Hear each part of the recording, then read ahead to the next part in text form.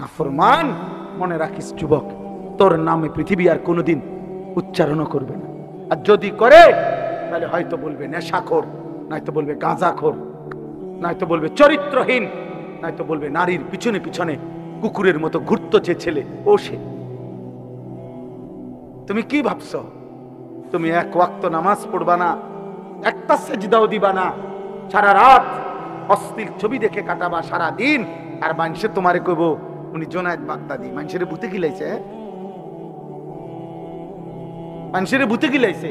মানুষে বুঝে না আমনে চালাক, আমনে চরিত্রহীনতার পরেও মানুষের টের পায় নাই আমনে যে অসৎ।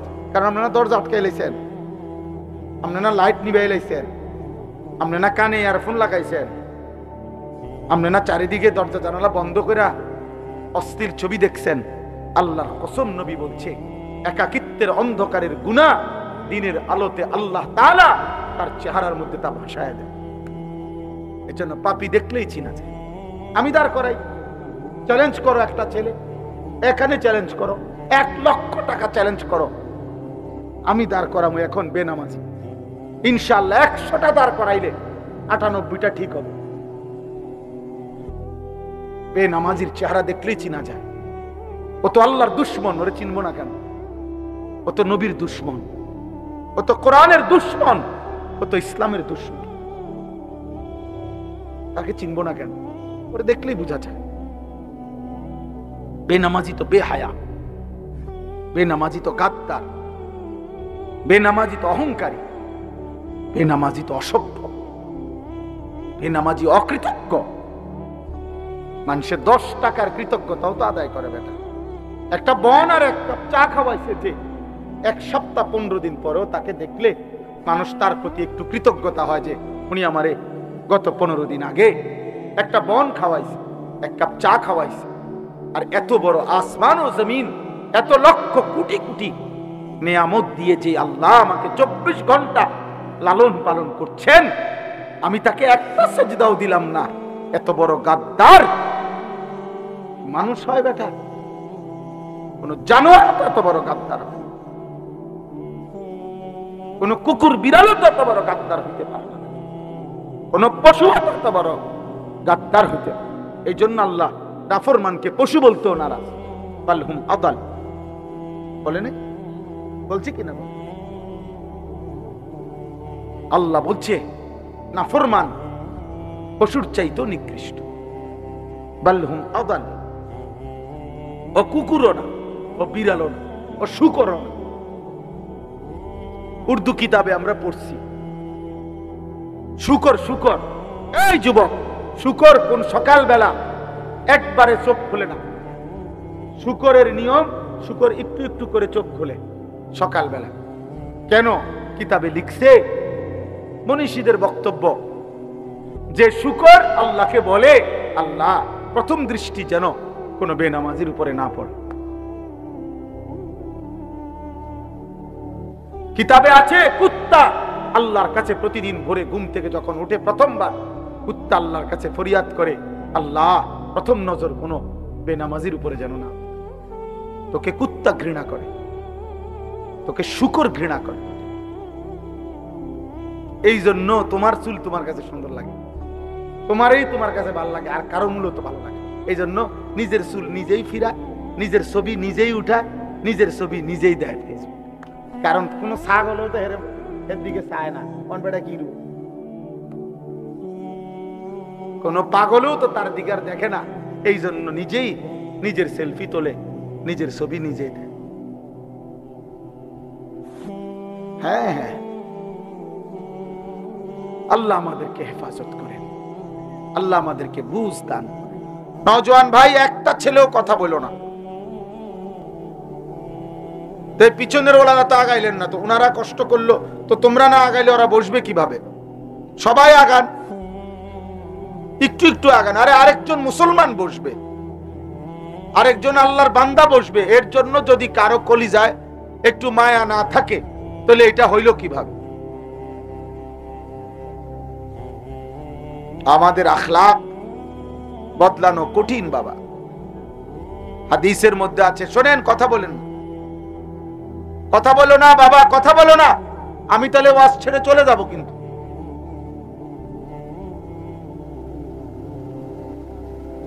আমাদের রাসূলুল্লাহ সাল্লাল্লাহু আলাইহি সাল্লাম হাদিসে বলছেন, আমালুকুম উম্মালুকুম, অর্থ হলো তোমাদের আমল, তোমাদের কর্ম তোমাদের শাসক। অর্থাৎ আমাদের আচরণ, আমাদের আমল আমাদের শাসক বানায়।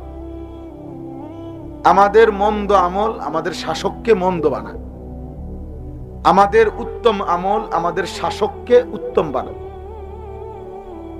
তো বাস্তবতা হলো আমরা প্রতিনিয়ত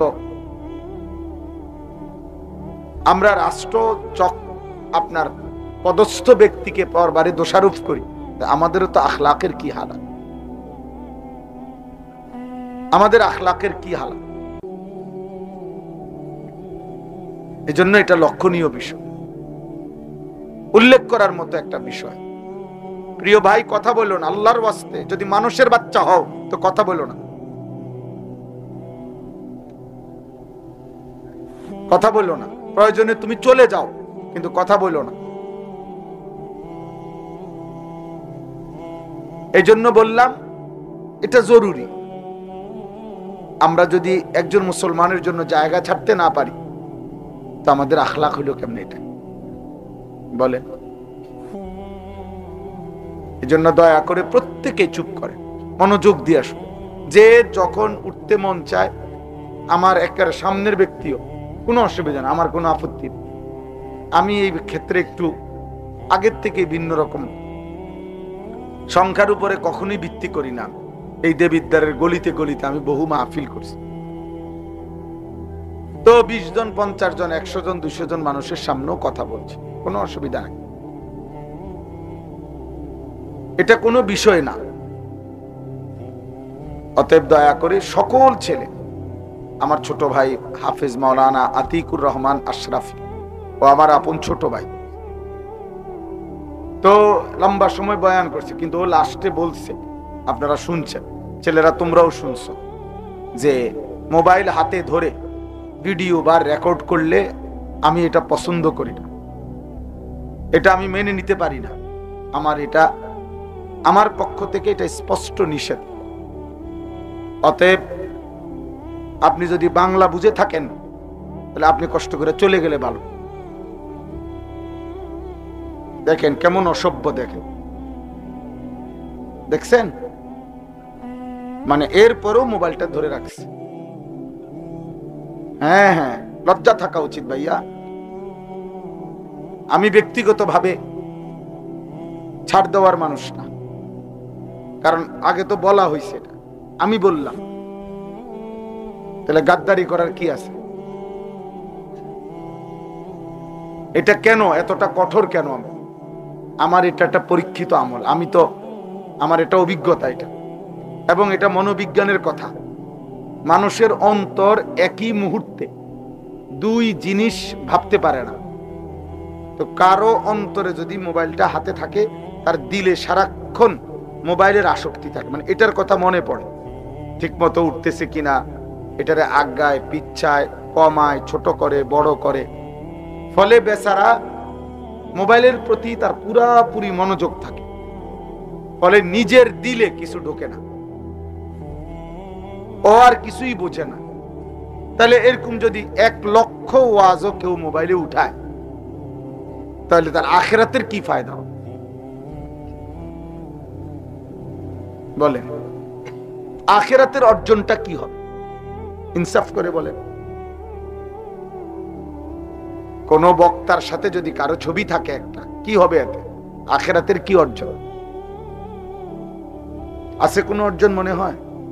তাইলে এই জন্য প্রিয় ছেলেরা, বাবা, একটা জিনিস সমাজে শুরু হয়েছে দেখে এই পৃথিবীতে এটার জন্য মাতাল হয়ে যাইতে হবে, এটা কোনো যুক্তির কথা।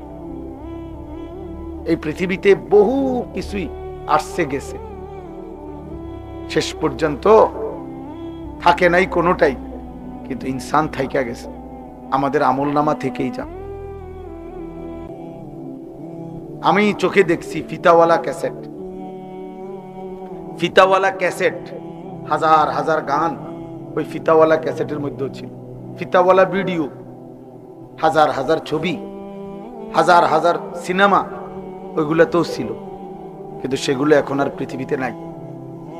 কিন্তু ওই পুরুষ নারীগুলোর গুনাহ মুছে গেছে। তো পাতলা পাতলা ক্যাসেট ছিল, সিডি, একদম পাতলা গোলাকার, এই সিডি ক্যাসেট আমরা দেখছি। সেগুলোতেও হাজারো গান বাদ্য, হাজারো নায়িকা গায়িকার সিনেমা নাটক ছিল, সেগুলো এখন আর পৃথিবীতে নাই। কিন্তু ওই গুনাহগুলো কি মুছে গেছে? তো তাইলে বলেন। এই জন্য দোস্ত, আজকের ফেসবুকও থাকবে না, ইউটিউবও থাকবে না, এই বড় মোবাইলের এই প্রযুক্তিও থাকবে না, কিন্তু এর দ্বারা যার যে গুনাহ হচ্ছে, নারী, ছবি, অস্থি দৃশ্য, হারাম যত গুনাহ, এটা কিন্তু মুছবে না, এটা আমলনামায় জমা থাকবে। আধুনিকতার এই প্রযুক্তি হয়তো থাকবে না, কিন্তু আমলনামা থেকে যাবে, আমলনামা থেকেই যাবে। ওয়ালাদাইনা কিতাবুন ইয়ানতিকু বিল হক ওয়া হুম লা ইউজলামুন। আল্লাহ তাআলা বলেন, আমি আল্লাহর কাছে আমার ফেরেশতাদের মাধ্যমে 24 ঘন্টা আমি তোমার আমলনামা রেডি করছি। কিয়ামতের দিন তোমার আমলনামাই এক বিন্দু বেশি কম না করে তোমার সামনে কথা বলবে, তোমার বই কথা বলবে, তোমার জিন্দেগীর আমলনামাই কথা বলবে। অহুম লা ইউজলামুন, কোনো জুলুম হবে না, একটা গুনাহ কমও হবে না, একটা নেকি কমও হবে না, একটা গুনাহ বেশিও হবে, বেশিও হবে না। এটা জরুরি, এটা বোঝা উচিত। এই একটা শুরু হয়েছে আর কি, মন চাইছে যে, যার কারণে কোনো বাধা নিষেধ না মানা। দোস্ত, এটা জীবন না, এটা জিন্দেগি হইতে পারে না, এটা জীবন হইতে পারে। এই জন্য আমি এটা কঠোর, আমি এই ব্যাপারে শক্ত যে আমার কথা হইল, এরা আমাদের সন্তান, এরা আমাদের ছেলে, আমাদের ভাই, তাহলে এদেরকে ফিরাবে কে? এটা কি কোনো কথা হইল যে একটা মুসলিম ছেলে ওর যা মন চায় ও তাই করবে, কেউ বাধা নিষেধ করতে পারবে না, বলতে পারবে না, বলবে না? এটা কি একটা পৃথিবী হইতে পারে? আপনাদের বিবেকে কি বল? তাহলে ইসলাম মানবে কে? কোরআন মানবে কে? আল্লাহর দ্বীন কার জন্য? নওজোয়ান ভাই তোমরাই বলো, এই 30 পারা কোরআন তাহলে কার জন্য নাজিল হলো? নবী সাল্লাল্লাহু আলাইহি ওয়াসাল্লাম 23টা বছর তাহলে কাকে বললেন, কি জন্য বললেন? এক ওয়াক্ত নামাজ মুসলিম পরিচয় দেওয়ার পরও যদি তোমার পড়তে মন না চায়, তো এই নামাজ কার জন্য ফরজ হলো?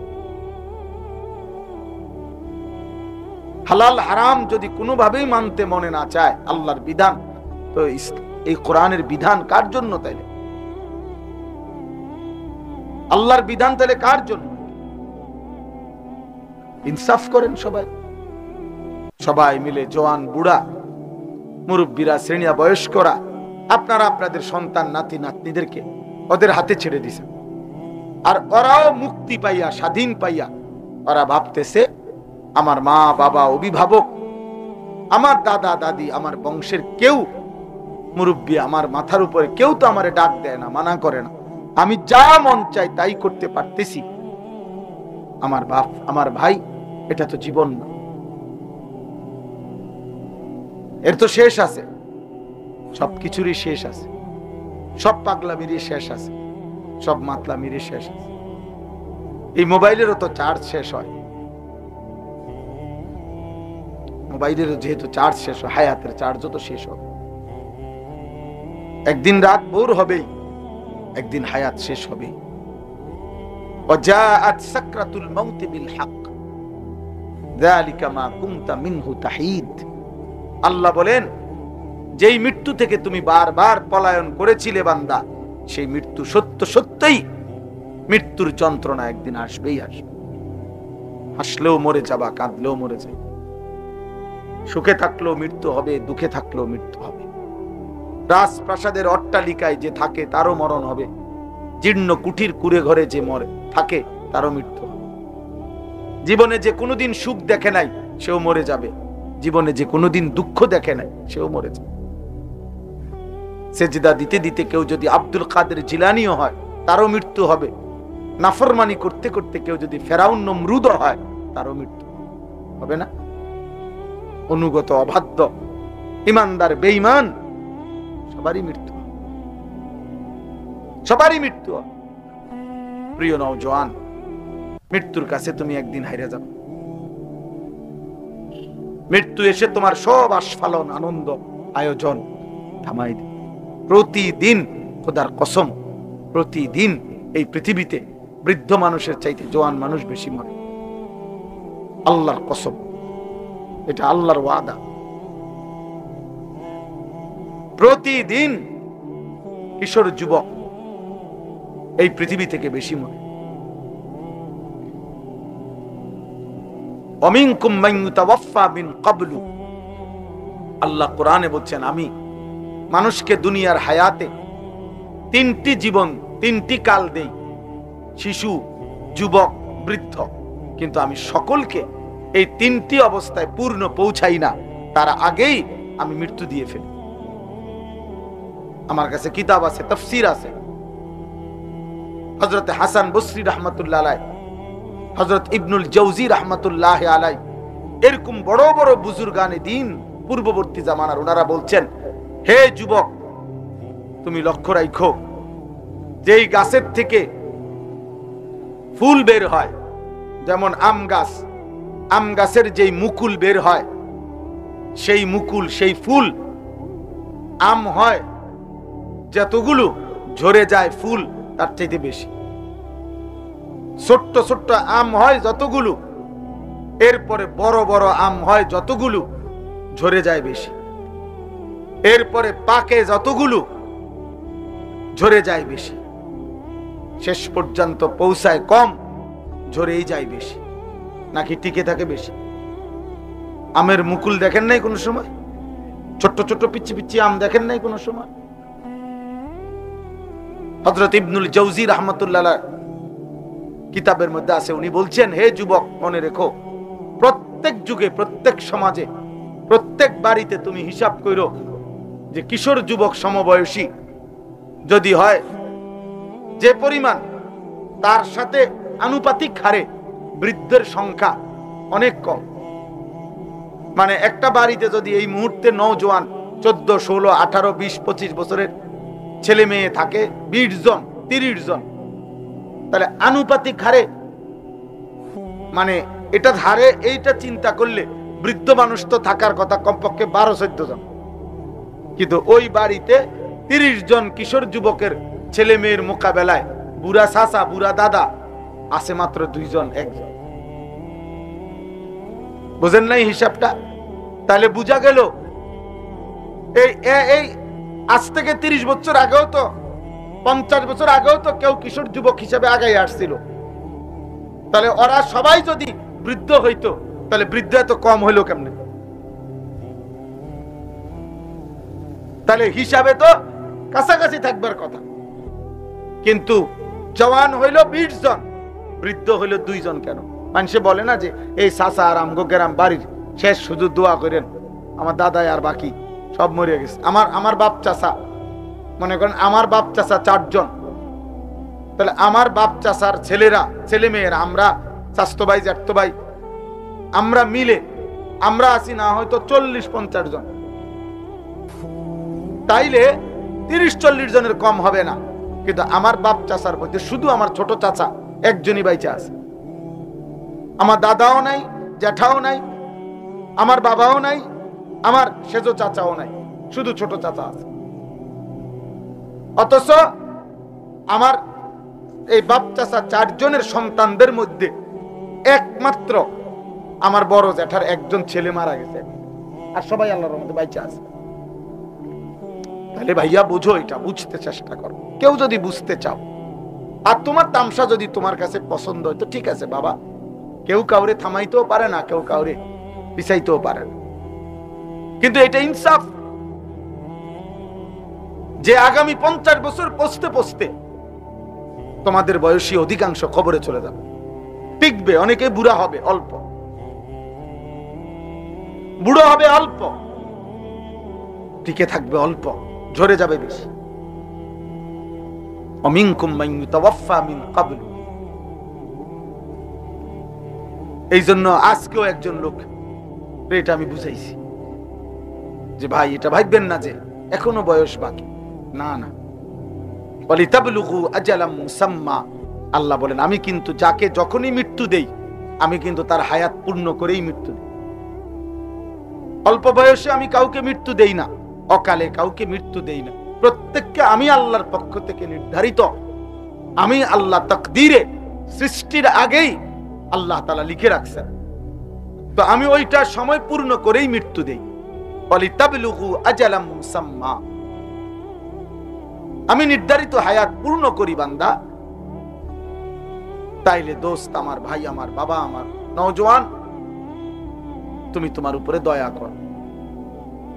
যদি সামান্যতম বিবেক থাকে, মানুষ তো আর জানোয়ার না, জানোয়ারের আকল নাই, মানুষের তো আকল আছে।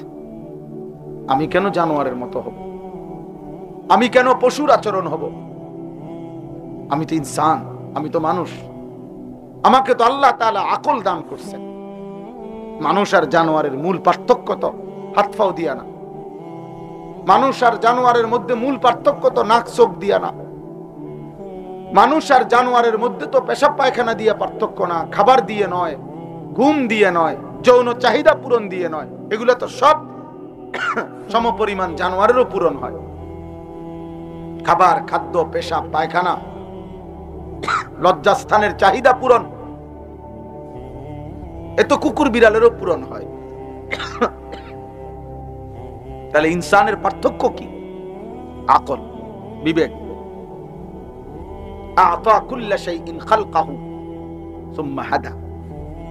আল্লাহ তাআলা কোরআনুল কারীমে বলছে আখরাজাকুম মিন বুতুনি উম্মাহাতিকুম লা তা'লামুনা শাইআ। মায়ের পেট থেকে বাবা, আল্লাহ বলছে হে আমার বান্দা, মায়ের পেট থেকে যেদিন তোমাকে আমি বের করে এনেছিলাম সেদিন কিন্তু তুমি কিছুই জানতা না। আমি আল্লাহ তোমাকে ধীরে ধীরে পূর্ণ আকল দান করেছি।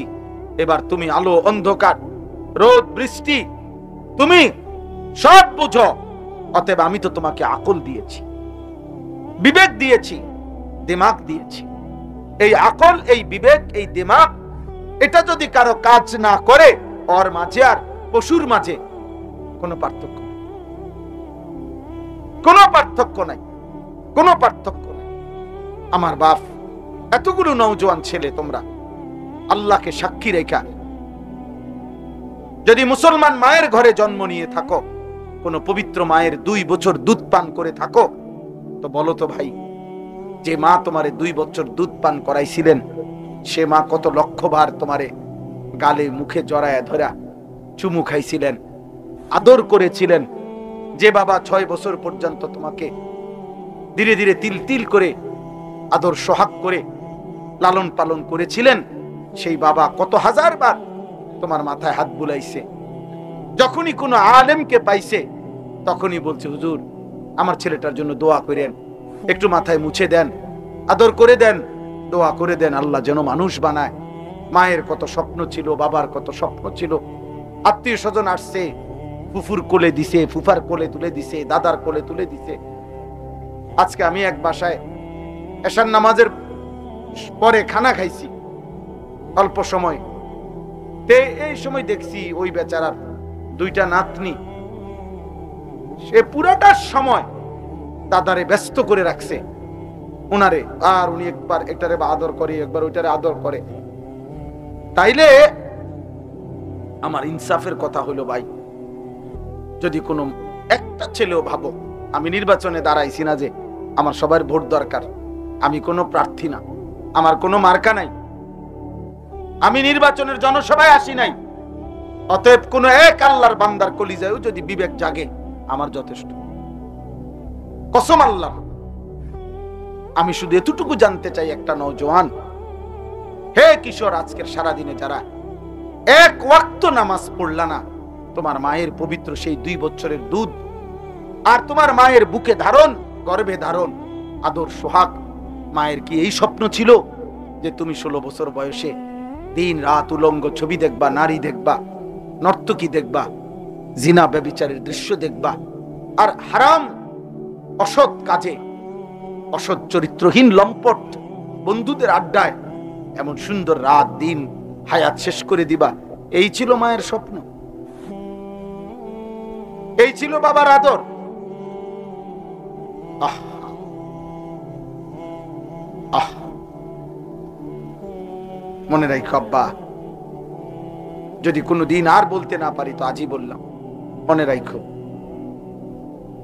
এর চরম মূল্য তোমাকে তোমার জীবন দিয়ে দিতে হবে। যদি কেউ তওবা না করে, আল্লাহর দিকে ফিরে না আসে, কসম খোদার, পাপের এই শাস্তি, অসভ্যতার এই শাস্তি তোমারে তোমার জীবন দিয়া তোমার পরবর্তী জেনারেশনের হাতে তোমাকে শোধ দিতে হবে। আশা করি ইনশাআল্লাহ এই অপমান তোমার কপালেও জুটবে।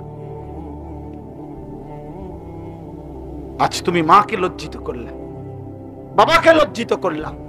যে ছেলে চরিত্রহীন, যে ছেলে লম্পট, যে ছেলে নারী রাত দিন উলঙ্গ আর ছবি দেখো, অস্থি দৃশ্য দেখো, নাফরমান, তুই তো তোর বাবাকে বেইজ্জতি করলি, তোর মাকে বেইজ্জতি করলি, তুই তোর মায়ের পবিত্র দুধের বেইজ্জতি করলি।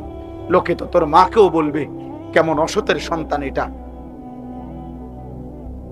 লোকে তো তোর বাবাকেও বলবে কার ঘরে জন্ম নিল, এত বড় অসভ্য, এত বড় চরিত্রহীন। তুমি তো তোমার বাবাকেও শেষ করে দিলা। আমি একটু আগে বলে আসছি, কোন পাপীকে মানুষ আর মানুষ নামে ডাকে না, ওই পাপের নামে ডাকে। কোন পাপীকে মানুষ আর মানুষ নামে আর কোনদিন ডাকে না, বাপ পাপের নামে ডাকে। যে সুদখোর হিসাবে একবার চিহ্নিত হয়, সামনে হোক আর পিছনে হোক, মানুষ তাকে সুদখোর হিসাবেই ডাকে, হারামখোর হিসাবেই ডাকে, ঘুষখোরেই বলে, তাকে কিস্তি করেই বলে। নেশাখোরকে মানুষ নেশাখোরই বলে, নেশাখোর, মদখোর, গাঁজাখোর, পুট্টাখোর, বাবাখোর, ইয়াবাখোর, ডাইলখোর, হারাম করে বলে বেটা। পরে আর কোনদিন তোকে মানুষ বলবে না।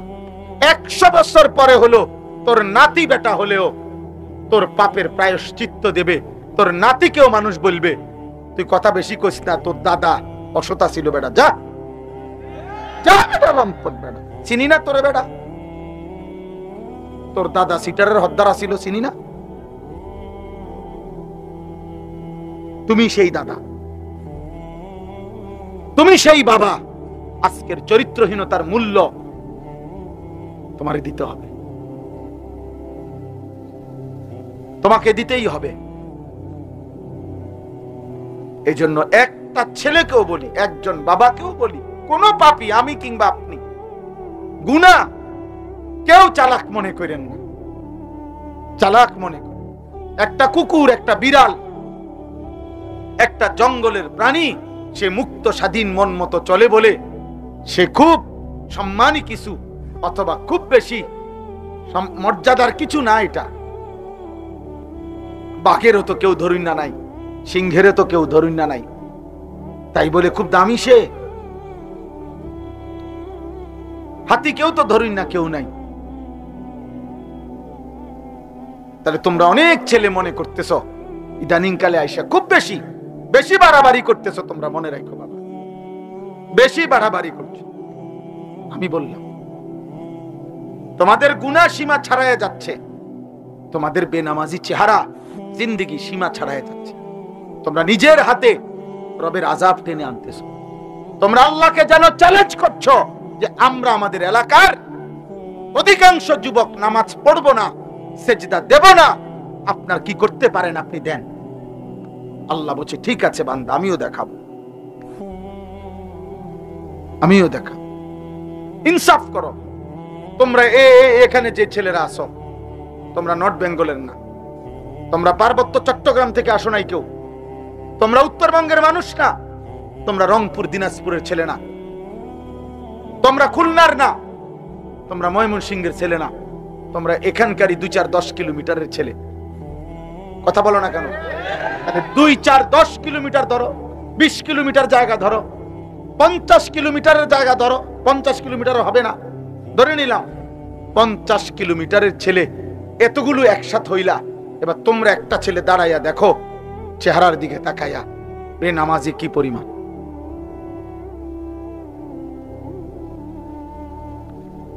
আমি দাঁড় করাই নয়তো আর শরীর নষ্ট করা এটা এত বেশি পরিমাণে হয়, অল্প সময়ের ব্যবধানে সে অচল এবং অপদার্থ হিসাবে গণ্য হয়। তার তো কোনো নিয়ন্ত্রণ নাই, তার তো আর কোনো বাঁধন নাই, তার তো কোনো বিবেক বিবেচনা নাই। তাইলে আব্বা তোমরা বলো, আমি হাদিস শুনাই, নবীজি সাল্লাল্লাহু আলাইহি সাল্লাম বলছেন, এই হাদিসটাই পড়ছি, লা ইয়াকুনু ফি উম্মতি খাসফুন ওয়া কাসফুন ওয়া মাসখুন। আমি একজনের আশায় বলতেছি, বাকিরা শুনুক। হতে পারে মালিক যাকে পছন্দ করে তাকেই বদলায় দিবে। আমি জানি না কে বদলাবে, আমরা জানি না। আমাদের জিম্মাদারি আল্লাহর কথা বলা। নবীজিও জানতেন না কে হেদায়েত পাবে, জানতেন? কথা বলেন না কেন? আল্লাহ নবীজিকে পর্যন্ত বলছে, বন্ধু মক্কার জমিনে কালেমার দাওয়াত আপনি দেন, যারে যারে নেউন না আমি নেমু, যারে নেব না এটা আমি নেব না। এজন্য আল্লাহ বলছে, নবীজি তো দাওয়াত দিছে আবু জেহেলকেও, আবু বকরকেও, আবু লাহাবকেও, ওমরকেও। আল্লাহ বলছে আর শাজিম থেকে, বন্ধু আবু বকরকে আমি নিলাম, আবু জেহেলকে নিলাম। আবু বকর চির সম্মানিত হয়ে গেল, আবু জেহেল চির ঘৃণিত হয়ে গেল। আজকের পৃথিবীতে লক্ষ কোটি ইমানদার মুসলমানের নাম আছে আবু বকর, আজকের পৃথিবীতে কোন কুত্তার নামও নাই আবু জেহেল। কোন কুত্তার নাম নাই, কুত্তা, কোন কুত্তার নামও নাই বেটা। নাফরমান, মনে রাখিস যুবক, তোর নামে পৃথিবী আর কোনোদিন উচ্চারণ করবে না। আর যদি করে তাহলে হয়তো বলবে নেশাখোর, নয়তো বলবে গাঁজাখোর, নয়তো বলবে চরিত্রহীন, নয়তো বলবে নারীর পিছনে পিছনে কুকুরের মতো ঘুরতো যে ছেলে, ও সে। তুমি কি ভাবছো? তুমি এক ওয়াক্ত নামাজ পড়বা না, একটা সেজদাও দিবা না, সারা রাত অশ্লীল ছবি দেখে কাটাবা সারা দিন, আর মানুষে তোমারে কইব উনি জোনায়েদ বাগদাদি। মানুষের ভূতে গিলাইছে, মানুষের ভূতে গিলাইছে। মানুষে বুঝে না আমনে চালাক, আমনে চরিত্রহীনতার পরেও মানুষের টের পায় নাই আমনে যে অসৎ। কারণ আপনারা দরজা আটকাই লাইছেন, আপনারা লাইট নিবাই লাইছেন, আপনারা কানে ইয়ারফোন লাগাইছেন, আপনারা চারিদিকে দরজা জানালা বন্ধ করে অস্থির ছবি দেখছেন। আল্লাহর কসম, নবী বলছে একাকিত্বের অন্ধকারের গুনাহ দিনের আলোতে আল্লাহ তাআলা তার চেহারার মধ্যে তা ভাসায় দেয়। এজন্য পাপী দেখলেই চিনা যায়। আমি দাঁড় করাই, চ্যালেঞ্জ করো একটা ছেলে, এখানে চ্যালেঞ্জ করো, 1 লক্ষ টাকা চ্যালেঞ্জ করো, আমি দাঁড় করাবো এখন বেনামাজি। ইনশাআল্লাহ 100টা দাঁড় করাইলে 98টা ঠিক হবে। বেনামাজির চেহারা দেখলেই চিনা যায়। ও তো আল্লাহর দুশমন, ওরে চিনবো না কেন? ও তো নবীর দুশমন, ও তো কোরআনের দুশমন, ও তো ইসলামের দুশমন। তাকে চিনবো না কেন? ওরে দেখলেই বোঝা যায়। বেনামাজি তো বেহায়া, বেনামাজি তো গাদ্দার, বেনামাজি তো অহংকারী, বেনামাজি তো অসভ্য, বেনামাজি অকৃতজ্ঞ। মানুষের 10 টাকার কৃতজ্ঞতাও তো আদায় করে বেটা। একটা বন আর 1 কাপ চা খাওয়াইছে যে 1 সপ্তাহ 15 দিন পরেও তাকে দেখলে মানুষ তার প্রতি একটু কৃতজ্ঞতা হয় যে উনি আমারে গত 15 দিন আগে একটা বন খাওয়াইছে, 1 কাপ চা খাওয়াইছে। আর এত বড় আসমান ও জমিন, এত লক্ষ কোটি কোটি নিয়ামত দিয়ে যে আল্লাহ আমাকে 24 ঘন্টা লালন পালন করছেন, আমি তাকে একটা সেজদাও দিলাম না। এত বড় গাদ্দার মানুষ হয় বেটা? কোন জানোয়ার তো এত বড় গাদ্দার হয়? কোন কুকুর বিড়ালও তো এত বড় গাদ্দার হইতে পারে না, কোন পশু এত বড় গাদ্দার হইতে পারে। এই জন্য আল্লাহ নাফরমানকে পশু বলতেও নারাজ। বালহুম আদাল বলে না, বলছি কিনা বলে? আল্লাহ বলছে নাফরমান পশুর চাইতেও নিকৃষ্ট। বালহুম আদাল, ও কুকুরও না, ও বিড়ালও না, ও শুকরও না। উর্দু কিতাবে আমরা পড়ছি শুকর, শুকর। এই যুবক, শুকর কোন সকালবেলা একবারে চোখ খুলে না। শুকরের নিয়ম, শুকর একটু একটু করে চোখ খুলে সকালবেলা। কেন? কিতাবে লিখছে, মনীষীদের বক্তব্য, যে শুকর আল্লাহকে বলে, আল্লাহ প্রথম দৃষ্টি যেন কোনো বেনামাজির উপরে না পড়ে। আমি শক্ত করে বললাম, ভাই তোমার উপরে তুমি রহম, নিজেকে মানুষ বানাও ভাইয়া, ইনসান বানাও, ইনসান বানাও, বুঝতে চেষ্টা করো। এমন সুন্দর জীবন নষ্ট করে দিচ্ছ কেন? এমন হায়াত নষ্ট করে দিচ্ছ কেন? এই পর্যন্ত যে যতগুলো নারী দেখছো, সবগুলো দিলে তুমি সামলাইতে পারবা? সারাদিনে যে যত নারী দেখছো, সবগুলো দিলে সামলাইতে পারবা? তাইলে এত নারী দিয়ে করবা কি? এত নারী দিয়ে করবা কি বাপ? এত নর্তকী দিয়ে তুমি করবা কি? নর্তকীর কাছে তো কিছু নাই বাবা। মোবাইলেই যে নারী তার ছবি দিয়ে লাইছে, নাটকেই যে নারী তার ছবি দিয়ে ফেলছে, এই বাপ তার কাছে তো আর কিছু নাই। যা ছিল সে তো পয়সার মূল্যে বিক্রি করে দিছে, ওর কাছে তো কিছু নাই। ওর হাসি তো ধোকা, ওর দেহ তো ধোকা, ওর রূপ যৌবন তো ধোকা। বেহায়া নারী, বেপর্দা নারী, সে তো নিজের রূপ আর যৌবন ফেরি করে দিছে। সে তো খোলা মাঠে ছেড়ে দিছে যে বুড়া জোয়ান, আতুর, লুলা, পঙ্গু, প্যারালাইজড, অসল, যা পারো আমারে দেখো, তুমি দেখলেই আমার পয়সা আইয়ে। তাহলে সে তো পয়সার জন্য নিজের শরীর প্রদর্শন করছে, তোমার জন্য না। তোমার জন্য হলে তো একা তোমারে দেখাইতো, আর একা তো দেখায় এই জন্য স্ত্রী, হালাল এবং পবিত্র স্ত্রী, সে শুধু তার স্বামীর জন্যই সাজে, সে শুধু তার স্বামীর জন্যই সাজে। এজন্য নবী বলছে, ওই নারী নেককার নারী, ওই নারী পবিত্রা নারী, ওই নারী সতী সাধ্বী নারী, ওই নারী উত্তম নারী, ইজা নাজারা ইলাইহা সাররাতহু, যার স্বামী যখন তার দিকে তাকায় তো তার সৌন্দর্য দেখে, তার সাজগোজ দেখে, তার হাসি মাখা মুখ দেখে স্বামীর দিল শান্ত হয়েছে। নারী বলে তাকে নেককার নারী। আল্লাহর নবী বলছেন, মাস্তাফাদাল মুমিন বাদা তাকওয়াল্লাহ খায়রান লাহু আল মারআতুস সালিহা। নবীজি বলছে, আল্লাহর এই পৃথিবীতে তাকওয়ার পরে ঈমান, ইসলাম, নামাজ, রোজা, বন্দিগি, এই ইবাদতের পরে কোন ব্যক্তি দুনিয়ার সর্বশ্রেষ্ঠ তার যে অর্জন, সম্পদ, নিয়ামত, দুনিয়াবি যা সে পেল, তার মধ্যে সর্বশ্রেষ্ঠ নিয়ামত আল মারআতুস সালিহা, একজন সতী সাধ্বী পবিত্রা নেককার স্ত্রী। বিশ্বাস করে, কেউ যদি একজন নেককার স্ত্রী না পায়, চরিত্রহীন স্ত্রী মিলে যায় কারণ, সে শেষ। আর কেউ যদি নেককার একজন বিবি পায়, গোটা পৃথিবীর সবচেয়ে বড় নিয়ামত সেই পায়।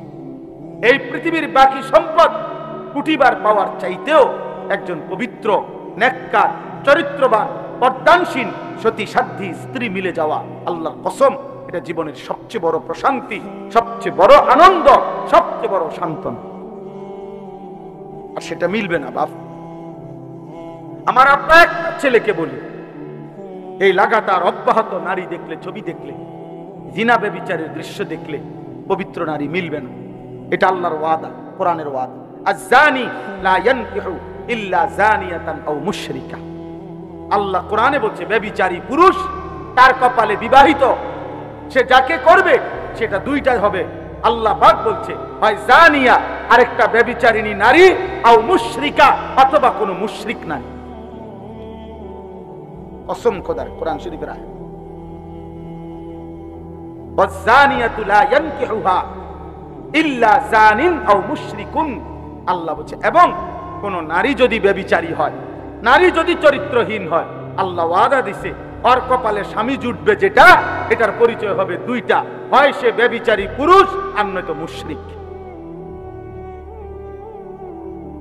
আর কেমনে কইতো আল্লাহ? বাংলায় কইতো? আর কেমনে বলতো বাবা? বাংলায় বলতো, বাংলায় ওয়াহুররিমা যালিকা আলাল মুমিনিন। এবং আল্লাহ বলেন কোন ব্যভিচারী পুরুষ কিংবা ব্যভিচারিণী নারী ঈমানদারের জন্য হারাম, ঈমানদারের জন্য হারাম করে দেওয়া, ওয়াহুররিমা হারাম করে দেওয়া।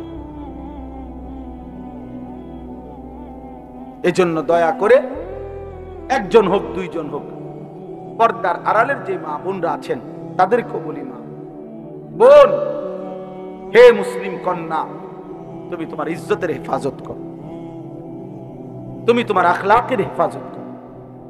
রাস্তার কোন দুষ্ট, মহল্লার কোন চরিত্রহীন যুবকের ফাঁদে তুমি তোমার ইজ্জত দিয়ে দিও না। ও তোমাকে ধোঁকা দিবে, ও তোমাকে ধোঁকা দিবে। আল্লাহ আমাদের বোনদেরকে, মেয়েদেরকে, ছেলেদেরকে, আমাদের নওজওয়ানদেরকে হেফাজত করে। কোরআনুল কারীমের যে আয়াত দুইটা পড়ছি, আমি এবার এই দুইটা আয়াতের সংক্ষিপ্ত, এই আর 10টা মিনিট লাগবে না ইনশাআল্লাহ, তরজমা বলেই আমার কথা শেষ করছি। আল্লাহ তাআলা বলছেন, দেখেন কিছু ছেলে এখনো কথা বলে, আল্লাহ তোমাদেরকে মাফ করে দেন। আহার সন্তান কোনোভাবেই থামানো গেল না, কত বড় বদনসিব সন্তান। আল্লাহ কোরআনে বলছে, আমার কথা যখন হয় সেই কথার থেকে যে বিমুখ হয়, কোরআন শরীফের আয়াত আছে, তার চাইতে নিকৃষ্ট জালেম এই পৃথিবীতে আর কেউ হয়। আমি এটা খুব ভয় পাই। একটু হলে আমি শুনলাম না, কোনো অসুবিধা নেই, আমি ঘুমায় গেলাম, চলে গেলাম। এখানে কি পুরা এলাকার মানুষ আসছে সবাই? তো যারা আসে নাই আজকের ওয়াজে তারা পাপী না? কেন পাপী হবে? সে শুনে নাই আর কি, এতটুকু হইতে পারে যে ওনার কোনো ব্যস্ততা থাকতে পারে, ক্লান্তি থাকতে পারে, ঠিক আছে। কিন্তু এখানে আসা রাত্র ইউনিয়নের প্রত্যেকের জন্য ফরজে আইন। কিন্তু কিন্তু মাঝখানে যারা ডিস্টার্ব করলো, কত আল্লাহর কোরআনকে বাধাগ্রস্ত করলো, আল্লাহর কথা বলতে বাধাগ্রস্ত করলো, এটা কিন্তু বড় আজলাম, বড় নিকৃষ্ট পাপ, বড় পাপ। আল্লাহ হেফাজত। তোমরা যদি কোনো বিবেকবান যুবক থাকো, তাহলে তোমরা গিয়ে কমপক্ষে করে বলো যে ভাই তোর আল্লাহর ওয়াস্তে,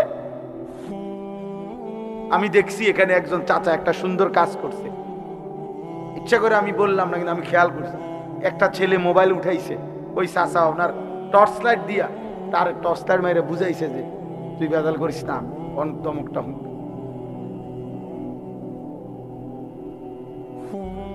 তার মানে মাশাআল্লাহ চাচা এটা পরে ফিরাইতে চেষ্টা করছে। আল্লাহ দুইজন খেয়ে কবুল করেন, চাচারও আল্লাহ মাফ করে দেন, ভাতিজারও আল্লাহ মাফ। তাইলে চলেন, বলতেছিলাম অমিনান নাসি মান ইয়াশতারি লাহবাল হাদিস। এখানে একটা ছোট্ট ঘটনা হলো, মক্কার কুরাইশরা দিবানিশি আমাদের নবী সাল্লাল্লাহু আলাইহি সাল্লামের বিরোধিতা করতেন ইসলামের দাওয়াতে, কিন্তু তারা প্রত্যেকবারে একত্র হইয়া বসে বলতো, যত বিরোধিতাই করি, মুহাম্মদ যখন কোরআন পড়ে তখন তার বিপরীতে কিছু বলার মতো, এর বিপরীত আমাদের কাছে ক্ষমতা নাই। মুহাম্মদের আমাদের সব কথা, আর মুহাম্মদ যখন কোরআন পড়ে ওই মানুষটার কলিজাটা নরম হইয়া যায়, দিলটা নরম হইয়া যায়, ওই আস্তে মুহাম্মদের দলভুক্ত হইয়া যায়। এইটার লগে কুলাইতাম, যত জুলুমে করলাম, অত্যাচার করলাম, বিরোধিতা করলাম, যাই করলাম, কিন্তু ওর কোরআনের আওয়াজটাকে তো থামাইতারি। এই সুর তো সাংঘাতিক, এই তেলাওয়াত তো সাংঘাতিক, এটা পড়লেই ব্যক্তির কলিজা ছুঁয়ে যায়, দিল নরম হয়ে যায়। এটার আমরা কি? তখন মক্কার একজন কুরাইশ সর্দার নজর ইবনে হারেস, সে গেছিল ইরান দেশে ব্যবসার জন্য। তো সেখানে সে মাসখানিক ছিল। তো ব্যবসা করে অবস্থায় সে ওইখানে একটা জিনিস দেখছে, সে দেখছে ওইখানে জায়গায় জায়গায় বিকাল বেলা, সন্ধ্যা বেলায় গানের আসর, বাদ্যের আসর বসে। কিছু মানুষ জড়ো হইয়া গোল হইয়া বসে। একজন গায়িকা, দাসী, কৃতদাসী, সে গায়িকা বাদ্যের তালে তালে সে পুরান আমলের কিচ্ছা কাহিনী গল্প সুর দিয়া দিয়া টাইনা টাইনা গায় এবং নাচে, বাদ্যের তালে তালে বলে। তো ওইটা খেয়াল করছে ওইখানে এই কাফের সর্দার মক্কার নজর ইবনে হারেস, যে এরা এটা খুব মনোযোগ দিয়া শোনে। এই পাবলিকটি একদম মনোযোগ দিয়া তাকাইয়া ওই নর্তকীর গায়িকার গান শুনে, বাদ্যের তালে তালে সুরে সুরে ওই পিছন দিনের গল্প এগুলা কাহিনীগুলা শুনে। তো সে চিন্তা করছে এইটা একটা বিকল্প হইতে পারে মুহাম্মদের কোরআনের, নাউজুবিল্লাহ, একটা ব্যতিক্রম হইতে পারে কিছু। তখন সে অনেক চড়া মূল্যে, বেশি দাম দিয়া এই ইরান থেকে একজন কৃতদাসী কিনে আনছে মক্কায়। ওই এরকম নারী মহিলা কৃতদাসী দাসীটা যে গাইতে পারে, নাচতে পারে, বাদ্যের তালে তালে ওই ঘটনাটি কয়, সুর দিয়া দিয়ে আর কি। আইনা সে এবার মক্কায় কুরাইশ সর্দার এবং কিছু বখাটে দুশ্চরিত্র, দুষ্ট প্রকৃতির যুবকদেরকে একসাথ করে বলছে, তোমরা মুহাম্মদের কোরআন না শুনে এটা শোনো, এই গান শোনো, এই নর্তকীর নাচের সাথে সাথে দেখো কি সুন্দর সুন্দর কিচ্ছা কয়, ঘটনা কয়, নাউজুবিল্লাহ। ফলে মোটামুটি কিছু দুষ্ট ছেলে পেলে, অসৎ প্রকৃতির মানুষ এই গান বাদ্যের আসরে, ওই নর্তকীর নাচের আসরে বসা শুরু করছে। আর তখন এই নজর ইবনে হারেস এই কোরআন নিয়ে বিদ্রুপ করতো, হ্যাঁ মুহাম্মদ এবার দেখমু চাই তোমার কোরআন দিয়ে তুমি কদ্দুর কি করো, আমিও বিকল্প লোক আনছি, দাসী আনছি, আমিও গানের আয়োজন করছি। এজন্য সে প্রতিদিন তখন গানের আয়োজন করত, বাদ্যের, আল্লাহ নবীর কোরআনের বিরুদ্ধে, আর কোরআনকে উপহাস করত, ঠাট্টা করত। এই পাপী লোকটার এই গান বাদ্যের এই মন্দ আচরণের জবাবে আল্লাহ তাআলা এই আয়াত নাজিল করছে। সূরা লোকমান 21 নম্বর পারা 31 নম্বর সূরা। এই সূরার মধ্যে আল্লাহ তাআলা বলেন, আমিনান নাসি মান ইয়াশতারি লাহবাল হাদিস লিয়ুদিল্লা আন সাবিলিল্লাহি বিগাইরি ইলমিন। আল্লাহ বলে, হে নবী শুনেন, কিছু নিকৃষ্ট পাপী আছে এমন, যারা প্রতিনিয়ত গুনাহ মিশ্রিত কথা, বেহুদা অনর্থক কথা সংগ্রহ করে আমার বান্দাদেরকে অজ্ঞতা মূর্খতা বশত আমি আল্লাহর পথ থেকে পথভ্রষ্ট করার জন্যে, ওয়াত্তাখিযাহা হুজুয়া, এবং আমার কোরআন, আমার দ্বীন, আমার শরীয়তকে ঠাট্টা করে, উপহাস করে, উলাইকা লাহুম আযাবুম মুহিন। আপনি তাদেরকে বলে দিয়েন, আমি আল্লাহ তাদের জন্য রেখেছি অপমানকর, লাঞ্ছনাকর চূড়ান্ত আযাব। ওয়া ইযা তুতলা আলাইহি আয়াতুনা, আল্লাহ বলেন গান বাদ্যে আসক্ত এই পাপী এত বড় জঘন্য যে যখনই আমার কোরআন পড়া হয় অহংকার করে সে আমার কোরআন থেকে মুখ ফিরায় নেয়। কাআন্নাম ইয়াসমাআহা কাআন্না ফি উযুনাইহি ওয়াকরা, সে এমন একটা ভাব নেয় কোরআনের মোকাবেলায় যে যেন সে শুনেই নাই, অথবা তার কানে বধির, আগের থেকেই শুনে না। আল্লাহ বলেন, ফাবাশশিরহু বিআযাবিন আলীম। হে নবী, এই নাফরমান, এই অহংকারী, এই মুতাকাব্বির যে আমার কোরআনের বিপরীতে গান শুনে, বাদ্য শুনে, গায়িকা, নৃত্যের আসর, গানের আসর জমায়, গানের আসরে বসে, আল্লাহর কসম, আল্লাহ বলেন তাকে আপনি অত্যন্ত মর্মান্তিক আযাবের কথা বলেন। এই দুইবার বলছে, একবার বলছে আযাবুম মুহিন, আরেকবার বলছে আযাবিন আলীম। একবার বলছে প্রথমত অপমান করব, তারপরে আযাব দেব, আবার বলছে মর্মান্তিক আযাব দেব। আজকে আমি শুধু এই শেষ 5টা মিনিট এই কথাটাই শুধু বলতে চাই। প্রিয় নওজোয়ান ভাই, কোন এক ভাই যদি তুমি শুনে থাকো, বাবা তোমারই আমি বললাম, যাও, তোমার জন্যই আমি ভাবলাম। এক কিশোর যুবক, আমার জীবনের একটা স্বপ্ন, আসলে আমি একটু বেশি অস্থিরতা বোধ করি মূলত আমাদের এই কিশোর নওজোয়ান আগামী দিনে ইসলামের জন্য আমরা যদি এদেরকে না ফিরাই, বলেন আগামী ইসলামের জন্য লড়বে কে? আসলে বাস্তব সত্য কথা হলো বাপ, শুধুমাত্র ইসরায়েল আর ফিলিস্তিনে এই যুদ্ধ, মুসলমান আর ইহুদিদের যুদ্ধ, খোদার কসম এই কোরআন সামনে বললাম এই যুদ্ধ এতটুকুর জন্য এখানে সীমাবদ্ধ। ইউরোপ, আমেরিকা এবং এই ইসরায়েল এরা কোনোভাবেই বিশ্বাস করেন এখানের জন্য শুধু যুদ্ধ করছেন, ওদের টার্গেট সারা পৃথিবীময় মুসলমানের শেষ ব্যক্তিটাকেও নিশ্চিহ্ন করে। ইসরায়েলের ইহুদি, ইসরায়েলের মোট জনগোষ্ঠী 1 কোটি না, 1 কোটি নয়, 92 থেকে 97 লাখ মোট জনগণ পুরা দেশে। তাহলে যে দেশের জনগণ 1 কোটি নয়, অথচ গোটা পৃথিবীর সবচেয়ে বড় বেশি অস্ত্র আমদানিকারক দেশ হলো ইসরায়েল। তাহলে 1 কোটি মানুষের নিরাপত্তার জন্য পারমাণবিক বোমা লাগে না।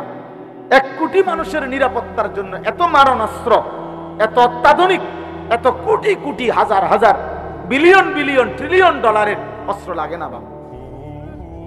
তাহলে বিষয়টা কি? আবার গাজার, ফিলিস্তিনের মোট জনগণও তো অল্প, তাহলে এই কৌগা মানুষ মারণের লাগেও তো এত অস্ত্র লাগে না। এই কয়েকজন মুসলমান মারার জন্য তো এত অস্ত্র লাগে না। তাহলে এরা এত অস্ত্র দিয়ে করে কি? ইসরায়েলের মেন স্থাপনা যেগুলো, তাদের যে মেন কার্যক্রম, তারা 24 ঘন্টা কাজ করে। অর্থাৎ ইসরায়েলে কোনো ডিউটি, অফিসিয়াল কর্মের বিভিন্ন মিল, ফ্যাক্টরি, বিভিন্ন কর্মস্থলে আপনার 8 ঘন্টা পর পর ডিউটি চেঞ্জ হয়। অর্থাৎ রাতে দিনে সেম কাজ করে, মেশিন চলে, কর্ম চলে, শুধু লোক বদলায়। বুঝেন নাই কথা? এটিএম বুথ কেউ দেখছেন কিনা? ওই যে কার্ড ঢুকাইয়া যে টাকা বাইর করে, ব্যাংকের বাইরে থাকে আলগা, দেখছেন কেউ? এখানে ডিউটির সিস্টেম হইল 8 ঘন্টা ডিউটি। অর্থাৎ প্রতি 8 ঘন্টা পর পর একজন এখানে দারোয়ান থাকে, এ বদলায়, কিন্তু ওইটা 24 ঘন্টা খোলা থাকে। মানে গ্রাহক যে কোনো সময় আইসা কি নিতে পারবে? টাকা নিতে পারবে। ডিউটিতে একজন দারোয়ান আছে, কিন্তু এটা একজনে 24 ঘন্টায় থাকে না, 8 ঘন্টা পর পর। তো তাহলে আর অসুবিধা কি? মেশিন তো চলতেই আছে, লোক পাল্টাইছে, লোক বদলাইছে। এই জন্য বললাম যে আমরা এই কথাটা বুঝাইতে চাই, নওজোয়ান ভাই, ইসরায়েল, এই পৃথিবীর ইহুদিরা, তারা মূলত ফিলিস্তিনের জন্য, ফিলিস্তিনের মুসলমানের বিরুদ্ধে না, তারা গোটা পৃথিবীর মুসলমানের বিরুদ্ধে যাবতীয় প্রস্তুতি নিচ্ছে। হ্যাঁ, এটা তাদের সিদ্ধান্ত যে পৃথিবীর শেষ মুসলমানটা হত্যা করবে। এবং খোদার কসম, কাবার রবের কসম, ইসরায়েলের ইহুদিদের এটা ঘোষণা যে মুহাম্মদের মদিনা, নাউজুবিল্লাহ, প্রিয় যুবক, তোমার নবীর মদিনা, সেখান থেকে নবীজির পবিত্র লাশ রওজা এখান থেকে উৎখাত করে পুরা মদিনা সহ আরবের শেষ সীমানাটাও দখল করা, ওইটা ওদের আনুষ্ঠানিক ঘোষণা আছে। কেন? নবীজি যখন মদিনায় আসছিলেন তখন মদিনাতে 3টা ইহুদি গোত্র ছিল। নবীজি তাদের বিরুদ্ধে যুদ্ধ করে করে আল্লাহর হুকুমে তাদেরকে আরব সীমানার থেকে বের করে দিয়েছিলেন। এই জন্য তাদের কথা হইল মদিনা তাদের, আরব তাদের সীমানা। অতএব বাপ, আমরা একটা আশা করি, এটা আর কি ভাবি, যে এই ছেলে পেলেদেরকে ওরা বেশি পরিমাণ গুনার মধ্যে পাগল বানায় ফেলছে। ওদের চুল, চেহারা, লেবাস, পোশাক, আখলাক, মোবাইল, নারী, অসভ্যতা, অশ্লীলতা, সবার সামনে আপনি এটা বিবেক দিয়া ভাববেন। কিরে, বাবা আছে, দাদা আছে, এলাকার মানুষ আছে, চারিদিকে মসজিদ, যেই গল্লি দিয়েই সে হাঁটুক, ওই গল্লি দিয়েই একটা একটা মসজিদ আছে, কিন্তু কোনো কিছু তার একটু লজ্জাবোধও করে না। কিরে, তার বাবা কই, নলে মা কই? আমি জীবনে একবার একটা টুপি, 4টা ফুল মাঝখান দিয়ে 4 জায়গা রঙিন 4টা ফুলওয়ালা একটা টুপি পরছিলাম জীবনে একবার। আমার আব্বা বাসায় যাওয়ার পরে আমার মারে বলছে, মায় আমার মাথার থেকে সে টুপিটা খোলায় ফেলছে, বলছে, ফুত, তোর আব্বা বলছে যে তোর বাবাই জীবনে কোনোদিন সাদা টুপি ছাড়া অন্য কোনো টুপি পরে নাই, তোরে নিষেধ করছে টুপি পরতি না, খোল এটা। আর কোনোদিন পরি নাই, আর কসম খোদা আর কোনোদিন পরি নাই। হ্যাঁ হ্যাঁ, আমি জীবনে একবার শুধু আমার আব্বারে বলছিলাম, আব্বা আমি শুধু এই মাদ্রাসায় পড়তাম না, আমার আরেকটা মাদ্রাসায় ভর্তি করাই দেন। আমার আব্বা বলছে, পুত পরের লোকমা ভাত আমার ঘরে খাইও না, তুমি যাও যেখানে মন চায়, পড়লে পড়ো, না পড়লে না পাও, কিন্তু আর এক লোকমা ভাত আমার ঘরে খাইও না। আমি কানতে কানতে ঠিকই মাদ্রাসায় চলে গেছি। তাহলে আমার বলার উদ্দেশ্য হলো, আপনারাই ভাবেন আপনাদের পরিবার সন্তান এইভাবে লাগাম ছাড়া হাত ছাড়া হয়ে গেল কেন? এটা কি কোনো কথা হইতে পারে যে একজন মুসলিম ছেলে অথচ তার চুল মুশরিকের মতো? এটা কি একটা কথা হইতে পারে যে একটা মুসলিম ছেলে খোদার 365 দিনে একদিনও ফজরের নামাজ পড়বে না? কোনোদিনও না।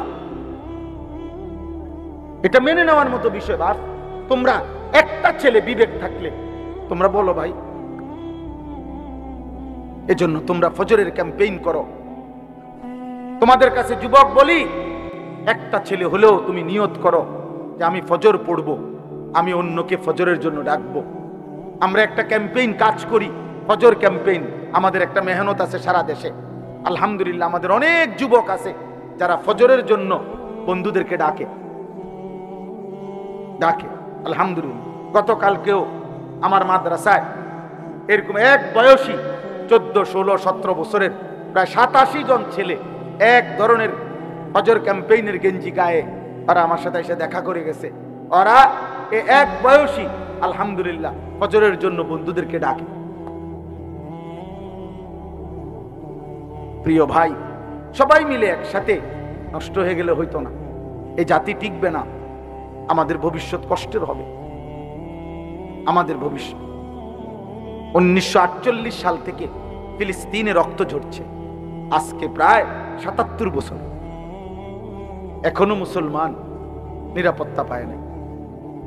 1947 সাল থেকে কাশ্মীরের মুসলমান নির্যাতিত, আজকে প্রায় 78 বছর, এখনো নিরাপত্তা পায় না।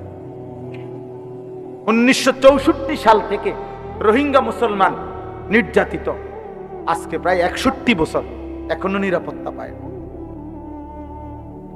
তোমরা বাড়াবাড়ি করো না, আমি অনুরোধ করলাম, আমার বাবাদের কাছে আমার অনুরোধ, আপনারা প্রত্যেকে আপনাদের সন্তানের দিকে ফিরান। আল্লাহ তাআলা নিষেধ করছে গান বাদ্য গায়িকা নায়িকা নারী এর ফাঁদে না পড়ো। ইমামে আজম আবু হানিফা বলছে, সিমাউল আগানি ফিসকুন, গান বাদ্য এটা প্রকাশ্য পাপ, ওয়াত্তালাজ্জুযু বিহা কুফরুন। আহা, এটা সাংঘাতিক কথা। গান বাদ্য শুনে যদি কেউ মজা পায়, স্বাদ পায়, গান শুনে যদি কেউ তাল মারে, মনে করেন বলল হাত নাড়লো, অনেক মানুষ আছে ছেলে এরকম করে, মনে করেন এমন হাতের তাল মানে না, এরপরে হাত শরীর ঘুরলো, মনে করেন যেখানে আছে ওখানে বাড়ি দিল, পায়ের মধ্যে নুপুরের মতো পাও নাড়াইলো গানের তালে তালে। আল্লাহর কসম, আমাদের ইমাম আবু হানিফা তিনি বলছেন, এটা গান শুনে বাদ্যের তালে তালে যদি কেউ মজা পায়, এটা কুফরি কুফরি কুফরি। আহা, যদি ঈমান হারা হয়ে কবরে যায়, চিরস্থায়ী জাহান্নাম, চিরস্থায়ী জাহান্নাম। এই জন্য ভাই সবাই মিলে নিয়ত করে। আমার জীবনের একটা স্বপ্ন, আমি আপনাদের কাছে এই শেষ কথাটা বললাম। আমার একটা আশা, আমি বড় আশা নিয়া আমার যেই মাদ্রাসা কুমিল্লা ক্যান্টনমেন্ট ময়নামতি সাহেবের বাজার 2016 সালে মাদ্রাসা শুরু করছিলাম। আলহামদুলিল্লাহ 500-র মতো ছাত্র আছে মাদ্রাসায়, 34 জন শিক্ষক কর্মচারী আছে।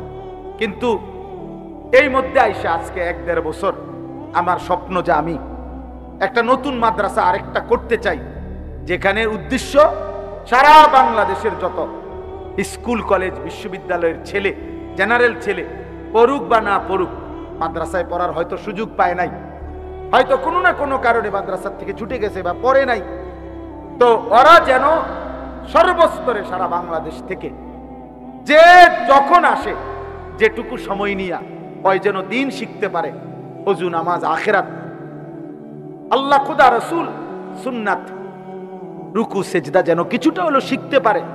এই জন্য আমি একটা নতুন ভিন্ন মাদ্রাসা করতে চাই, যেখানে 24 ঘন্টা শিক্ষক থাকবে। আমার একটা স্লোগান, যে আসবে যখন দিন শিখবে তখন, যার সময় যতক্ষণ দিন শিখবে ততক্ষণ। যেটু 3 ঘন্টা 3 ঘন্টাই কিছু শিখো। শুক্রবার ছুটি, শুক্রবারে একটু শিখো। আমি আলাদা ওস্তাদ রাখতে চাই। আলহামদুলিল্লাহ আমার মাদ্রাসায় এই বছর 25 সাল আমরা প্রতি 3 মাস পর পর এই কোর্স চালু করছি, অর্থাৎ কিশোর যুবক ছেলেদের জন্য 3 দিনের ওযু, নামাজ, সূরা, কেরাত, দোয়া, কালা। এই গতকাল শনিবার একটা কোর্স শেষ হয়েছে। প্রায় 150 ছাত্র, আলহামদুলিল্লাহ সব কলেজের স্কুলের ছেলে। ওরা 3 দিন লাগাতার আমার 32 জন শিক্ষক এবং বড় ছাত্র মিলে ওদেরকে একটা একটা করে সূরা, কেরাত, দোয়া, কালাম, রুকু, সেজদা শিখাইছে আলহামদুলিল্লাহ। এবং স্কুলের ছেলে সুন্নাত মোতাবেক রুকু দিতে পারছে, সেজদা দিতে পারছে। প্রয়োজন পরিমাণ 5টা 4টা সূরা শুদ্ধ করে গেছে।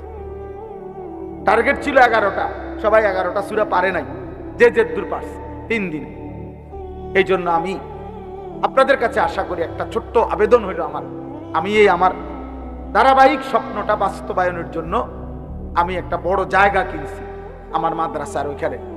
118 শতক জায়গা একসাথে, আল্লাহ যদি কবুল করে। বড় স্বপ্ন আমার, 2.5 কোটি টাকার উপরে জায়গার দাম, শুধু মাটির দাম, ক্ষেতের দাম।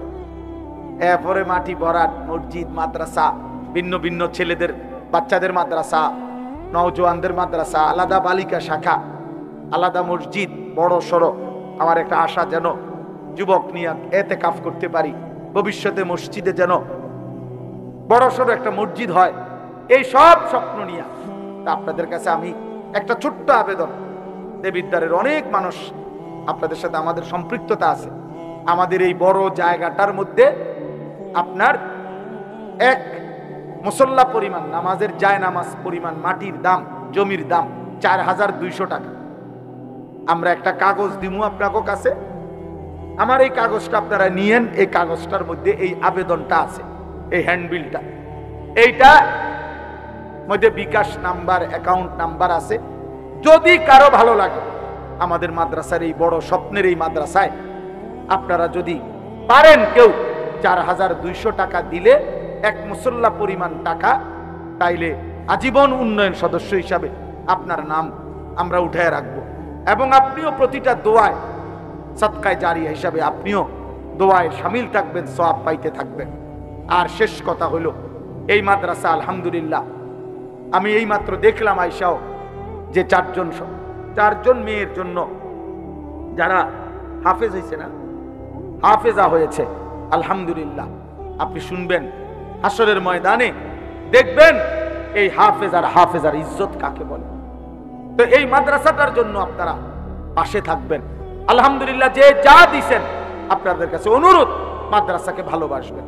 আমার শায়েখ বলে, আল্লামা মুফতি মুশতাকুন নবী কাসিমি হুজুর সব সময় বলে, একটা মাদ্রাসার প্রতি একজন মুসলমানের 3টা হক। 1, মাদ্রাসার জন্য দোয়া করা। 2, মাদ্রাসায় সন্তান পড়তে দেওয়া। 3, প্রয়োজন পরিমাণ, সাধ্য পরিমাণ মাদ্রাসায় কিছু দান সদকা করা। হুজুর সব সময় বলে, কেউ যদি কোনো মাদ্রাসায় বাচ্চা দেয়, দোয়া করে, কোনো মাদ্রাসায় দান সদকা করে, ইনশাআল্লাহ কিয়ামতের দিন ওই মাদ্রাসার আলেম তালেব ইলমদের সাথেই আশা করা যায় ওই লোক দাঁড়াবে ইনশাআল্লাহ। এই জন্য আমি অনুরোধ করছি, আপনারা প্রত্যেকেই, সর্বশেষ কথা হলো, যুবক ভাই তোমাদের কাছে শেষ অনুরোধ, তোমরা সবাই সৌন্দর্যকে পছন্দ করো, সুন্দর থাকতে চাও, চুল আশ্রাও যেন তোমার সুন্দর দেখায়, জামা কাপড় ফিটফাট করে পরো যেন তোমাকে স্মার্ট দেখায়। আমি তোমাদের কাছে অনুরোধ করি, এই পৃথিবীর সবচেয়ে সৌন্দর্য, সবচেয়ে স্মার্টনেস তিনি হলেন মুহাম্মদুর রাসূলুল্লাহ সাল্লাল্লাহু আলাইহি সাল্লাম। অতএব নবীজির একটা সুন্নত, নবীর চুল, চেহারা, নবীজির লেবাস, পোশাক, আচরণ, উচ্চারণ, এটাই হচ্ছে সুন্দর। সুন্নাতেই সুন্দর, সুন্নাতেই জীবন। এজন্য আমরা প্রতিদিন আমাদের ওই সাদা গাড়িতে একটা কিতাব বিক্রি করি, প্রত্যেক দিন নবীজির সুন্নাতের কিতাব।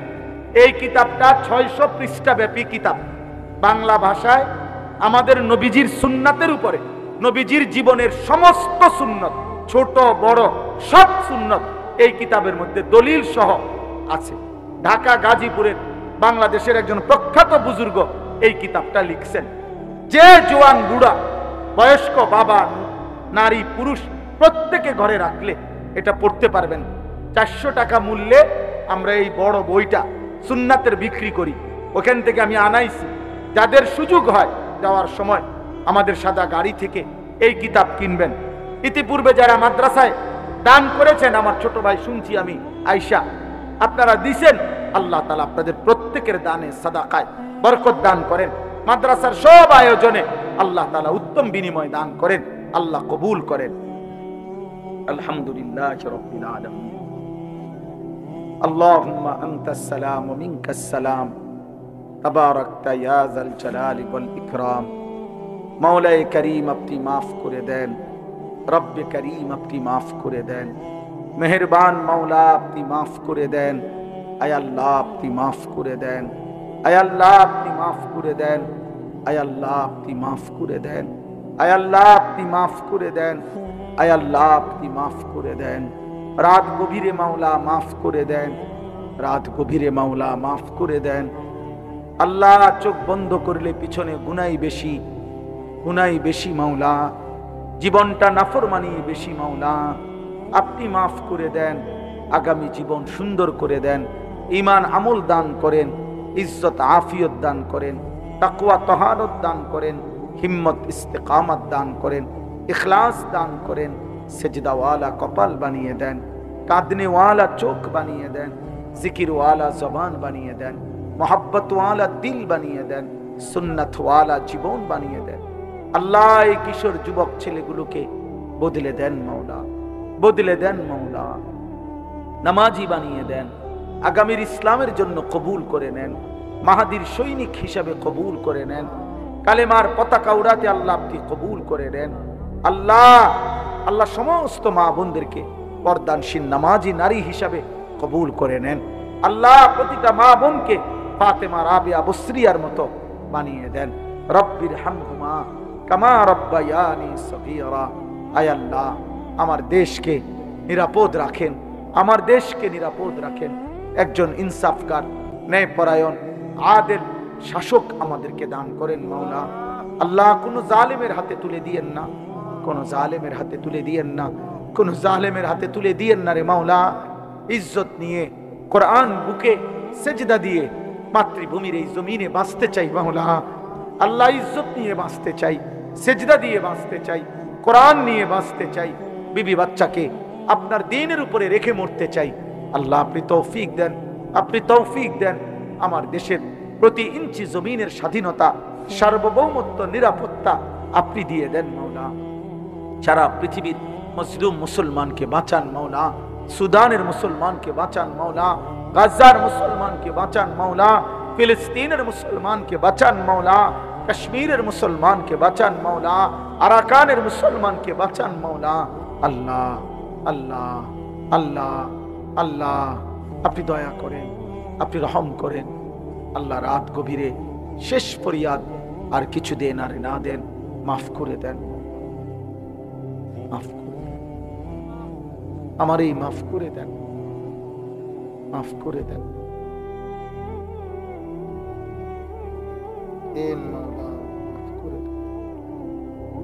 سبحان ربك رب العزة عما يصفون وسلام على المرسلين والحمد